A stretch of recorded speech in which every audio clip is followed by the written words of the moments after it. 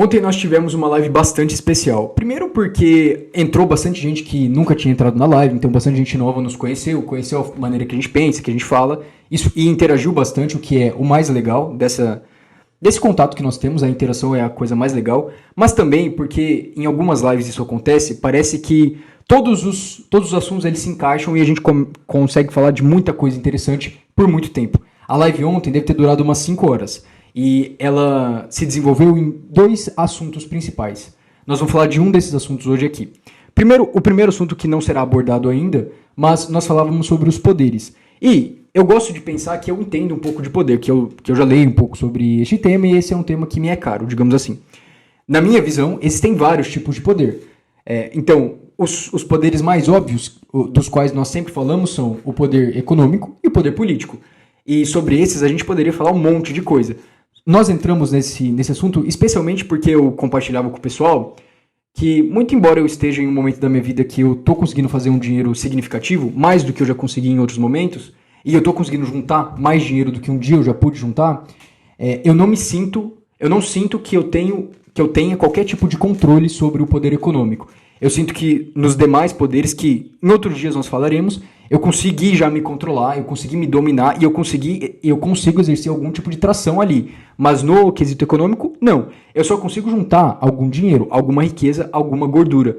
Mas isso não é sustentável, isso não tem como continuar por muito tempo. Mas isso é um tema para outro vídeo. Eu já falo dele aqui porque, para mim, isso já é um tema extremamente interessante. E se vocês quiserem que nós falemos sobre os tipos de poderes que eu entendo que existem, e sobre como eu me relaciono com eles, a gente pode conversar em outro momento. De qualquer forma, hoje nós falaremos sobre o nosso segundo tema na live de ontem, que foi sobre poder simbólico. Nós falávamos sobre o poder simbólico, especialmente quando nós falamos sobre países, sobre passaportes, sobre pessoas. Porque eu não sei se você já parou para pensar sobre isso, mas quando você abre a internet e você vê algum tipo de ranking sobre passaportes dizendo que o país X tem o passaporte mais poderoso do mundo e o Y não tem, eu espero que você já tenha entendido que, na verdade, o que aquele ranking está falando é que alguns humanos são vistos como mais humanos que outros humanos. Algumas pessoas são mais iguais que outras. E também é verdade que mesmo aquele gráfico, mesmo esses rankings que a gente poderia falar sobre eles, mesmo eles contêm bastante imprecisões, digamos assim. Vamos começar do começo. Tudo isso começou, na verdade, depois que alguém me perguntou. O Dani lá na live, ele me perguntou: Felipe, e o poder dos passaportes? Isso é um poder mesmo? E eu falei, claro, com certeza. Ontem, e desde ontem eu tô pensando sobre qual será que é a categoria na qual nós encaixaríamos o poder dos passaportes. Eu não consigo achar outra categoria que não a simbólica. Mas eu comentava que, claro, o passaporte, e se você mora fora do país, não sei se você já teve essa oportunidade, eu moro na França, eu faço mestrado aqui. Então, o passaporte que você tem muda completamente a situação na qual você vive. Muda onde você mora, muda o quanto você paga, muda se você vai ter ou não ter dinheiro, muda se você vai ter ou não ter emprego ou bolsa de estudos. Eu não sei se você sabe, mas a França acabou de aprovar uma legislação na qual as universidades vão passar a cobrar muito mais de taxas estudantis de pessoas que não são europeias. Enfim, esse é um exemplo, mas é um exemplo muito bobo. A gente poderia falar sobre o poder dos passaportes de maneira mais interessante. Daqui a pouco nós falaremos, inclusive. Mas, depois que o Dani fez essa pergunta e eu disse sim, com certeza o poder dos passaportes é um poder muito interessante. E eu entendo que seja um poder simbólico. E alguém me fez uma pergunta, o nome da moça eu não vou lembrar, perdão. Mas ela me fez a pergunta: e o passaporte de Luxemburgo, o que você acha dele? Eu falei assim, cara, é um passaporte incrível. Também estaria no top 1 se fosse um país mais conhecido. Porque qual que é o negócio? É claro que o passaporte de Luxemburgo, ou dos Países Baixos, ou da Bélgica, são passaportes extremamente poderosos, extremamente eficientes. E o espanhol também. O espanhol também estaria do lado dos outros passaportes no top 1, se não tivesse acontecido uma coisa na história, que nós falaremos daqui a pouco, inclusive. Mas, quais são os passaportes que estão na primeira prateleira, que são indiscutivelmente os passaportes mais poderosos do mundo? São 3. Italiano, francês e alemão. E o passaporte do Reino Unido aqui também estaria se o Brexit não tivesse acontecido. Porque muito embora, simbolicamente, a Grã-Bretanha não tenha perdido poder, eles perderam poderes jurídicos, digamos assim, que também não vale a pena a gente entrar nesse momento. Mas, por que o passaporte italiano, francês e alemão são tão poderosos assim e o do Luxemburgo, que também é extremamente poderoso, eu não colocaria no mesmo nível?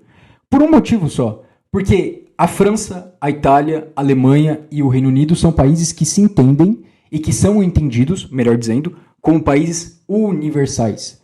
São países que, por causa de séculos de trabalho muito bem feito na França, na Península Itálica, no Reino Unido, por causa de tanto trabalho bem feito por tanto tempo, os caras conseguiram colar na cabeça de todo o planeta que Itália, França e Reino Unido e Alemanha são sinônimos de sofisticação, de poder, de potência. Então, quando alguém tem o passaporte francês e vai entrar em algum país, é um erro você considerar só a parte jurídica. Ah, não, aqui você pode ou não pode entrar com visto. Isso é o que menos importa, na verdade. O que mais importa é que quando um portador do passaporte francês entra, sei lá, no Brasil, você gostando ou não gostando disso, ele carrega toda a simbologia de Paris. Ele é um herdeiro, mesmo que subsidiário, deste soft power francês que foi construído através de séculos e de mais séculos. E isso, a gente consegue observar essa dinâmica em vários campos. Por exemplo, eu não preciso falar para ninguém que eu sou uma pessoa inteligente. Basta eu dizer que eu falo francês. Quando eu falo francês, é claro que agora que a gente está tendo essa conversa de coração aberto, é claro que talvez alguém pegue raiva de mim e não vai engajar nisso, mas isso não importa. Uma pessoa aleatória, quando sabe que eu falo francês, independente da nacionalidade, acha que é muito chique, acha que é muito legal e acha que eu sou muito inteligente. E veja que isso não é sobre eu ser ou não ser inteligente. Isso é sobre o francês. Isso é sobre o que a França construiu no mundo. A Itália acontece a mesma coisa. A Alemanha deveria acontecer a mesma coisa, mas por causa do século passado e, enfim, Segunda Guerra Mundial, ficou um pouco mais relegado a segundo plano, mas a Alemanha continua sendo um player muito poderoso, extremamente poderoso, especialmente aqui na União Europeia. O Reino Unido é a mesma coisa, nós não precisamos nem entrar nesse mérito. Então, por que eu considero esses passaportes os mais poderosos do mundo? Porque eles vêm de países que são universais. Eles, os portadores destes documentos, são recebidos como universais. Não existe ninguém no planeta que não conheça Paris. É muito pouco provável que alguém não conheça Paris. Pelo menos a palavra, pelo menos a simbologia da cidade. Ou Roma. Roma, então, é outro caso muito interessante para a gente falar. É muito significativo que muitos projetos de poder ao longo dos séculos tenham se definido como descendentes de Roma. Os russos, uma parte significativa da inteligência pública russa, se vê como descendente de Roma. Uma parte muito significativa da costa leste americana se vê os Estados Unidos como descendente de Roma. E eu não estou falando do século XXI ou do século XX. Eu estou falando de vários séculos. Eu estou falando de presidentes passados. Eu estou dizendo sobre essa construção. Eu tenho um amigo aqui, porque nós fazemos mestrado sobre direito europeu. E ele está terminando o segundo ano, eu estou indo para o segundo ano. O ano passado ele foi para Bruxelas visitar as instituições europeias. E ele me contou, eu nunca fui, talvez seja mentira, mas ele me contou que no Conselho Europeu, no chão, tem uma grande pintura de Roma. É isso. Exatamente. Não poderia haver outra coisa que não a pintura de Roma. O tratado que inaugura a União Europeia não poderia ser outro, a não ser o Tratado de Roma de 57. Por quê? Porque a Itália tem este poder. A Itália é universal. O Império Romano é universal. Daí alguém vai falar, mas o Império Romano não é a Itália. A Itália, ela se unifica como país muito depois, no século XIX, certo? 1800. Mas isso não importa muito, porque um Estado oficial constituído não significa a mesma coisa do que um país. Nós estamos na Quinta República Francesa. Ainda assim, a França é a França, em qualquer república, e quando havia monarquia é a mesma coisa. Continua sendo a França. A Península Itálica continua sendo a Itália. O DNA italiano. Ontem eu disse que não havia um italiano que não se entendia como herdeiro de Roma. E me corrigiram nos comentários. Mas o meu pai, ele é italiano e não se sente dessa forma. Então, para não generalizar, eu vou dizer, a grande maior parte dos italianos se percebe como herdeiro de Roma. A grande maior parte dos franceses se percebe como herdeiro de Paris. E assim vai. E é muito interessante porque isso não é um fenômeno isolado. Graças ao bom trabalho que esses países fizeram de se universalizar, o mundo inteiro pensa dessa forma. O mundo inteiro pensa... Você pensa dessa forma também. A menos que você identifique que isso é um pensamento seu e que você queira quebrar completamente com isso, você pensa dessa forma. E, nesse sentido... Cara, essa obra aqui, ela mudou completamente, sei lá, a trajetória da minha vida. Vocês com certeza já assistiram o filme disso daqui, ou muito provavelmente já assistiram o filme desse livro aqui, American Psycho, que tem o... eu esqueci o nome do autor, daquele ator. Eu sou péssimo com o nome, mas enfim. American Psycho, de Bret Easton Ellis. É o seguinte, qual que é a graça desse livro aqui? Nós vamos acompanhar um personagem chamado Patrick Bateman. E o Patrick Bateman, para quem não o conhece... Ele é o psicopata do livro, ele é literalmente um psicopata, mas a graça é que ele é o americano rico, o americano que tem dinheiro, da classe A, mais estereotipado possível. Então, ele abomina tudo que não é americano. Ele detesta, ele despreza, e os termos que você lerá nesse livro aqui são brutais, tá? Eu já adianto se você quiser lê-los também, lê-lo mais tarde. Mas ele despreza, ele trata com ódio mesmo tudo aquilo que não é americano. E a graça é que, sendo um psicopata, a única coisa que ele pensa é ser melhor que as outras pessoas. Então, as mulheres com quem ele se relaciona, ele o faz porque ele quer ser melhor que os seus pares. Os restaurantes nos quais ele vai, ele o faz porque ele quer ser melhor que seus pares. As suas roupas também. E a grande graça é que, ao longo do livro, você vai percebendo, quase nas entrelinhas, quase como uma nota de rodapé, que... ele só usa 2 elementos para querer se distanciar, para querer se destacar dos seus pares. Eu não estou falando daqueles que estão em outras classes inferiores, tá? Eu estou falando dos pares dele, ok? Os únicos elementos que ele usa para se diferenciar dos próprios pares são restaurantes e a moda francesa e italiana. Então, eu vou dar um exemplo. Ele quer ser melhor que o Joãozinho, que é colega de trabalho dele, ele vai falar pro Joãozinho assim, é porque esse terno aqui, ele foi feito por tal cara. Daí o nome é italiano. Não, mas é porque sexta-feira eu consegui reserva naquele restaurante X, francês. E assim vai. Ao longo de todo o livro, você vai vendo várias palavras francesas, vários nomes italianos, várias referências à Itália e à França. E isso daqui, de novo, tá? Isso daqui é uma nota de rodapé nesse livro. Esse livro aqui, ele é extremamente rico em discussões inclusive sobre outras discussões sobre poder, inclusive poder linguístico. Isso daqui também é um tesouro pra gente falar sobre poder linguístico eventualmente. Mas a graça é que o Patrick Bateman, não é que ele escolheu isso, não é que um dia ele estava na casa dele e falou: a França, na verdade, tem esse soft power, então eu vou abusar da... Não! A graça desse livro, e o autor ele captura isso perfeitamente, é que esses são valores nos quais nós somos cozidos, nós todos, inclusive esse cara que é a representação do Império Americano, fechado em si, abençoado por Deus, certo? É assim que eles se veem, é assim que esse cara se vê aqui ao longo de toda a história, e mesmo assim, este cara, ele continua sendo cozido em valores que informam a Itália e a França como sendo esses centros de sofisticação, esses centros de poder, de exportação de coisa legal, de beleza. É muito interessante as referências diversas. Cara, eu posso abrir aqui literalmente qualquer página.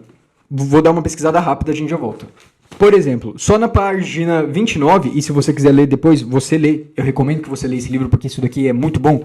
Mas só na página 29 nós já temos 2 citações diretas à Itália. 2 referências diretas à Itália. E, não me entenda mal, se ele extrai poder desses 2 países em um primeiro momento, em um segundo momento ele despreza e ele exerce poder sobre outras nacionalidades. Perceba que não é que o Patrick Bateman ele se importe nem com a Itália, nem com a França, nem com os demais países aqui que ele vai ser absolutamente desagradável e grosseiro contra.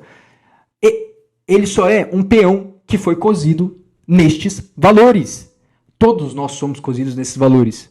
Todos nós. Então, eu espero que você já tenha entendido o meu ponto, que é o quê? Se todos nós somos cozidos nesses valores, se isso funciona como uma gravidade e não tem como, é um mecanismo que não tem como ser destruído ou ser superado, talvez você possa ser um herdeiro disso. Como que eu posso ser um herdeiro disso? Sei lá, vai aprender francês. Vai aprender francês. A única língua no mundo que faz o americano médio sonhar é o francês. Nenhuma outra língua do mundo faz isso. Em alguma medida bem pequena, o italiano e o japonês também fazem. Mas é assim, é uma vírgula comparado ao poder da língua francesa. Então, se você entende tudo isso, todo esse mecanismo, ou toda essa gravidade, é até melhor falar gravidade que é mais preciso. Se você entende essa gravidade, por que você não está sendo um herdeiro disso também, cara? Por que você não está sendo, mesmo que subsidiariamente, um herdeiro de Paris, um herdeiro de Roma? Roma, Paris, Londres, Berlim, essas cidades são eternas. Essas cidades, elas produziram já, através de séculos, e continuarão a produzir poder. Poder com P maiúsculo, poder simbólico, poder que significa quem pode falar e quem não pode falar. Poder, como disse o Patrick Bateman, quem é gente e quem não é gente. Infelizmente é assim. E é até legal fazer um parênteses aqui, guys. Eu não estou falando que bom que é assim. Eu não estou falando que ruim que é assim. Eu estou dizendo, é assim. O Maquiavel já escreveu lá no século XV. No século XV, XVI, né? Ou 1500. 1400, final do 1400, começo do 1500. Quem tem virtude, o cara que tem virtude, o príncipe, ele vai definir uma ordem. Ele vai constituir uma ordem. É exatamente o que esses países fizeram através de séculos. Isso não tem como quebrar. Aliás, até tem. Se houver alguém com mais virtude que possa fazer isso. Nem os Estados Unidos quebraram essa hegemonia. E os Estados Unidos são extremamente poderosos. Você entende tudo isso que eu estou falando? É muito significativo que o Império Americano se veja como uma parte do Império Americano, sejamos justos. Se veja como descendente do Império Romano. Isso é muito significativo. Não é uma ruptura, na verdade, é um fortalecimento dessa ideia. Roma é Roma. A Itália é universal. Bem-vindo, a Itália é universal. E daí, tudo isso eu espero que tudo isso tenha feito muito sentido para vocês, porque na minha cabeça faz muito sentido. Especialmente depois de ler esse livro aqui.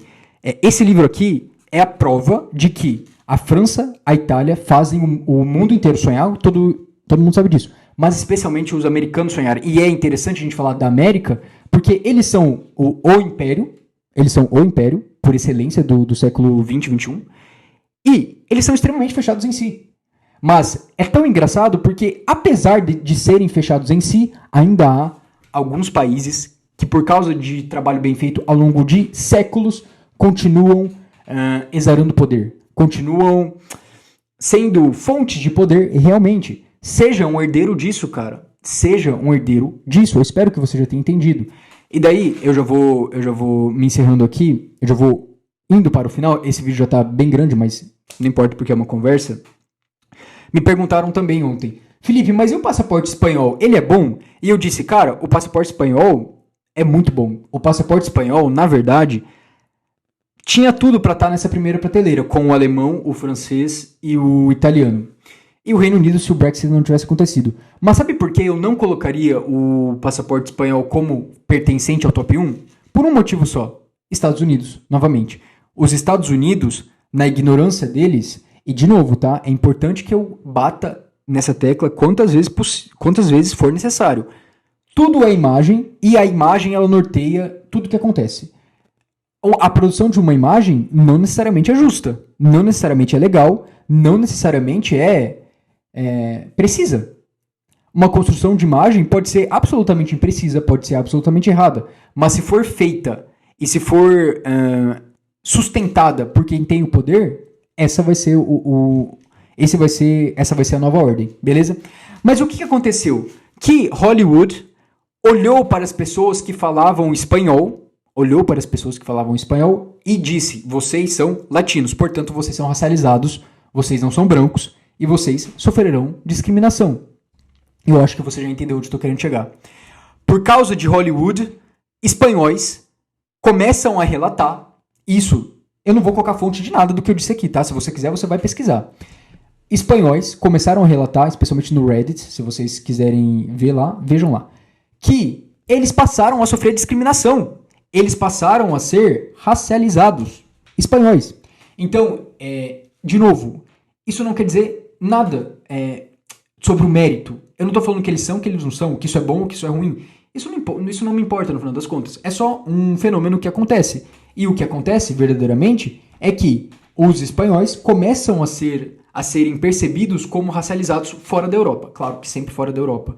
Então, especialmente na América do Norte. Isso poderia ser considerado um setback que deu uma freada no soft power espanhol e que faz com que eles não estejam mais no top 1 no ranking dos passaportes, ao meu ver. Mas, nós já estamos indo pro final e eu começo a pensar aqui se tem mais alguma coisa que eu queira falar. Provavelmente, há mais uma coisa que eu quero falar assim sobre esse tema. E a Coreia do Sul, Felipe? A Coreia do Sul é muito poderosa, né? Mais ou menos. A Coreia do Sul tem soft power sobre um tipo de geração específica nos países. A Coreia do Sul não faz ninguém deste lado do globo, nenhuma pessoa que exerce poder verdadeiramente sonhar.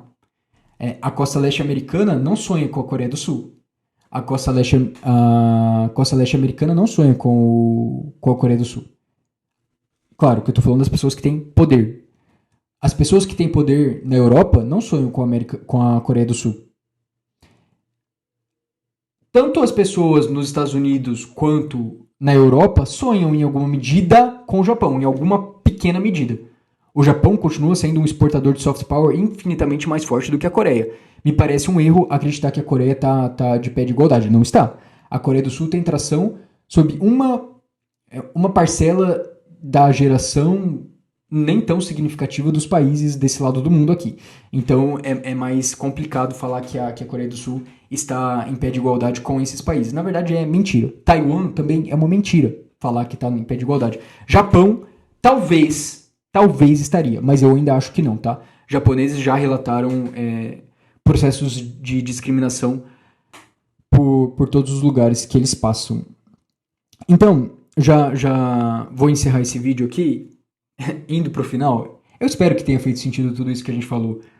O meu convite a vocês é que sejam herdeiros destes poderes. Sejam herdeiros destes poderes.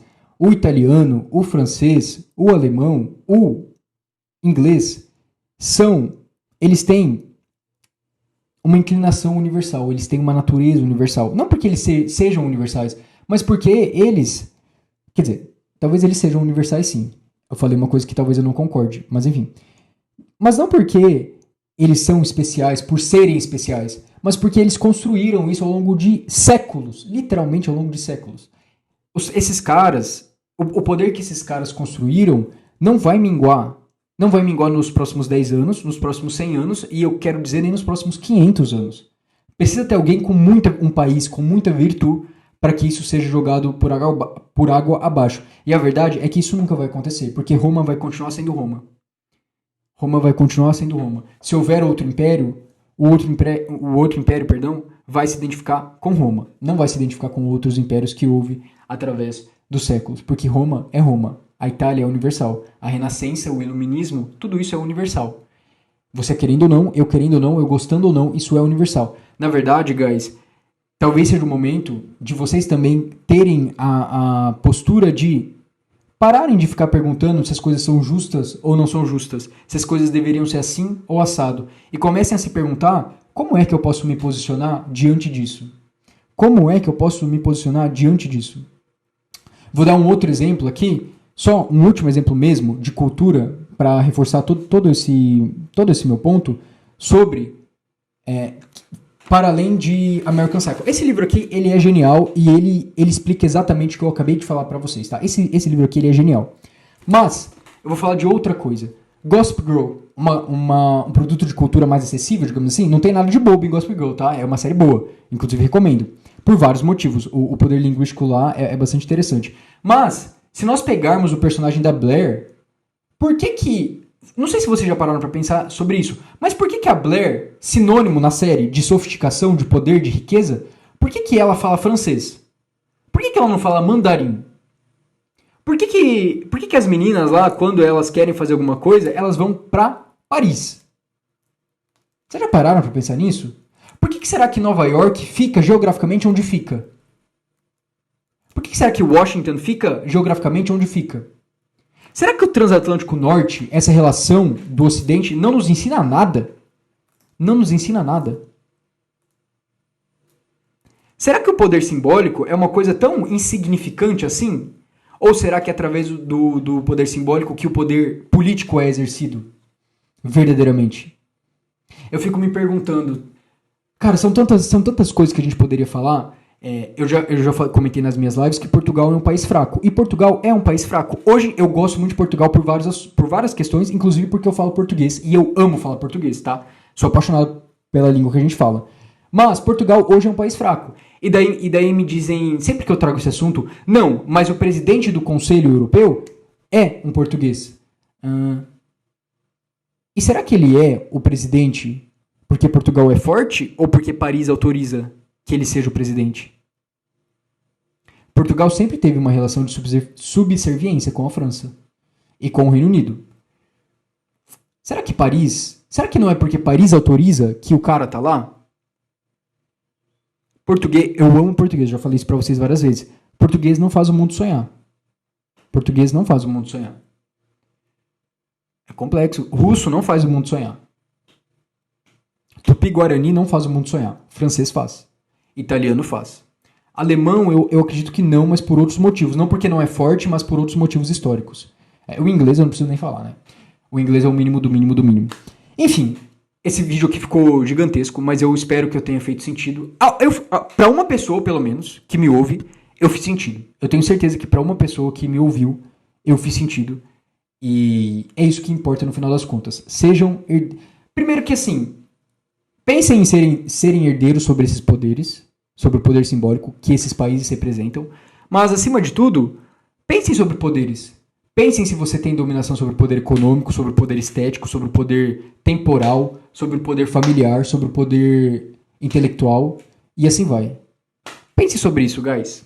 E sobre o poder político também, que muito poucos de nós têm. Inclusive, eu não tenho, e é um campo que, honestamente, eu não tenho pretensão nenhuma de exercer algum poder algum dia. Enfim, obrigado se você ficou aqui até o final. Eu sou Felipe Benevenuto Domingos, eu tenho 24 anos. Eu moro aqui na França, eu faço mestrado em Direito Europeu. Eu falo algumas línguas e eu sou professor de inglês. Então, esse daqui é o meu nome, Felipe.Bene, no TikTok e no Instagram. A gente faz bastante conteúdo legal lá. E eu quero começar a postar alguns vídeos aqui no YouTube. Mas, cara, eu sentei pra fazer alguns roteiros sobre isso, mas eu acho que pra mim o que funciona é abrir a câmera e falar. Eu não sei se isso é uma coisa que vocês vão gostar ou não, mas honestamente, it doesn't matter to me. A verdade é que é isso que eu gosto de fazer. Este sou eu, Felipe.Bene. Me sigam em outras redes, se vocês puderem, se vocês quiserem. A gente interage bastante por lá. Beleza? Até mais. E um beijo pro pessoal que me acompanha no TikTok, tá? Eu me lembro de cada um de vocês que começou a me acompanhar lá no começo. Na verdade, é graças a vocês que eu percebi o quanto eu amo conversar sobre as coisas que eu gosto. Isso é realmente uma coisa que não tem muito preço. Enfim, muito tempo aqui falando com vocês, mas eu espero que aquilo que nós tenhamos conversado hoje tenha feito sentido para vocês, pelo menos para discordar. Pelo menos que vocês tenham pensado nas coisas que eu disse, mesmo que for para discordar. Beleza? Um beijo para vocês, até mais.